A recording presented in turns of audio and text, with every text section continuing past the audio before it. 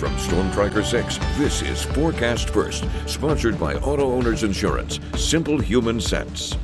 Well, if you're out early this morning, a little on the cool side, jacket weather for sure. Temperatures for lows, 49 for Lansing, Jackson, down to 46 degrees, 47 in Alma. But we turned it around beautifully this afternoon. Sunshine really did the trick. Temperature up to 78 in Lansing, 79 in Howell, 76 degrees in Jackson. No rain threat for tonight. We've got mostly sunny skies outside. More cloud covers gathering to our northwest, and that will begin to move in as we get closer to the weekend.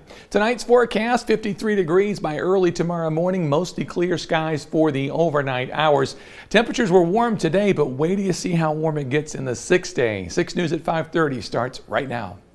WLNS is here for you, celebrating 75 years of bringing you the news with 6 News at 5:30. Right now at 5:30, people around the country gathered to honor and remember those killed in 9/11 terrorist attacks 24 years ago today. Plus, new video shows Michigan firefighters risking their lives to save a man trapped in a burning home. And an update in yesterday's school shooting in Colorado and what we know about the suspect. Those stories and a lot more, and all in the first 6 minutes. Thank you for joining us today. I'm Siobhan Klepfer. Let's start that clock.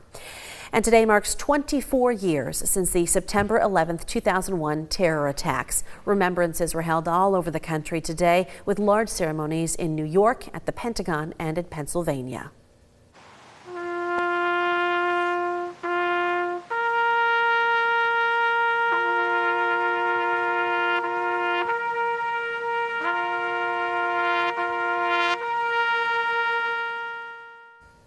Well, that was the event today in New York City, where terrorists flew planes into the World Trade Center, killing thousands. Besides the ceremonies in places where the attacks happened, people around the nation held events. And coming up tonight on 6 News at 6, we'll show you how people here in mid-Michigan remembered the victims and the heroes that day.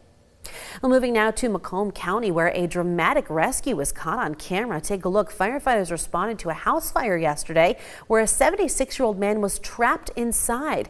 Body camera video shows how they were able to get in the burning home, find the man, and pull him to safety. They had to crawl on their hands and knees.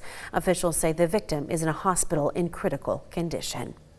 The Detroit Tigers organization is doing some damage control tonight after The Athletic, the sports reporting arm of the New York Times, put out a story yesterday that 8 men in the Tigers organization are being investigated for misconduct against women in the workplace. Accusations include discussing whether certain women were attractive enough to work there, to pushing a woman down a flight of stairs. The Athletic reports 6 of the 8 men no longer work with the Tigers. A statement from Illich Holdings, who own the Tigers, says the company does not tolerate discrimination or harassment. CEO Ryan Gustafson told reporters the Athletic report is a mischaracterization of the company's culture. We'll take a look at this. Sheriff's deputies in California were following 2 people who they say stole a Range Rover and were able to use the pit maneuver to stop the SUV. It happened Wednesday night. The Range Rover spun around and onto a sidewalk. The suspects inside got out and gave up. And in New York, a large dump truck collided with another dump truck, and one of them crashed into a nearby house this morning. Officials say an 89-year-old woman was inside the house and died. Both trucks had full loads of asphalt. The front of the house was destroyed and part of it caught fire. The drivers were not hurt.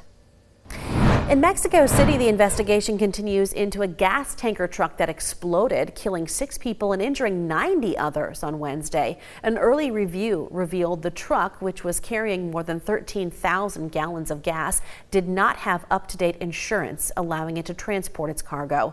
Some of those injured suffered burns over their entire bodies. Among the injured was a baby and a 2-year-old child. The crash that led to the explosion happened on a busy freeway running through a densely populated part of the city. In Qatar, the Gulf Kingdom's prime minister says Israeli PM Benjamin Netanyahu, quote, killed any hope for the release of hostages held by Hamas following Israel's attack on Doha. That attack was meant to take out Hamas leaders while they were in Qatar for ceasefire talks, but Hamas officials say the leaders survived. Qatar is now organizing an Arab Islamic summit next week in Doha to discuss the attack. Well, back here in the U.S., we have new information on the shooting yesterday at a high school in suburban Denver. Authorities say students at Evergreen High School scrambled when 16-year-old Desmond Hawley started shooting with a revolver, wounding 2 peers before killing himself. Hundreds of law enforcement officers across the Denver metro area raced to the scene to help, while officials set up an area for parents to be reunited with their children at another school. Law enforcement praised school staff for acting quickly to lock down classrooms. He would fire and reload, fire and reload, fire and reload. This went on and on. And as he did that, he tried to find new targets. And he came up against a roadblock on many of those doors. He couldn't get to those kids. As for motive, authorities say Hawley was, quote, radicalized by an extremist network. Classes at Evergreen High School are canceled today and Friday. The FBI has released photos of a person of interest in Charlie Kirk's shooting as investigators appeal to the public for tips. Law enforcement officials say the shooter who assassinated Kirk has not been identified. They say that man jumped off a roof and ran into a neighborhood after firing 1 shot. Nearby woods where a high-powered rifle was found have been secured. These photos show a man in a hat, sunglasses, and a long-sleeved black shirt, and there is now a $100,000 reward for information leading to an arrest. Opening statements were heard today in the trial of Ryan Ruth, the man accused of planning to kill President Donald Trump while the president was golfing in Florida. Federal prosecutors laid out the meticulous plan that they say Ruth plotted last September.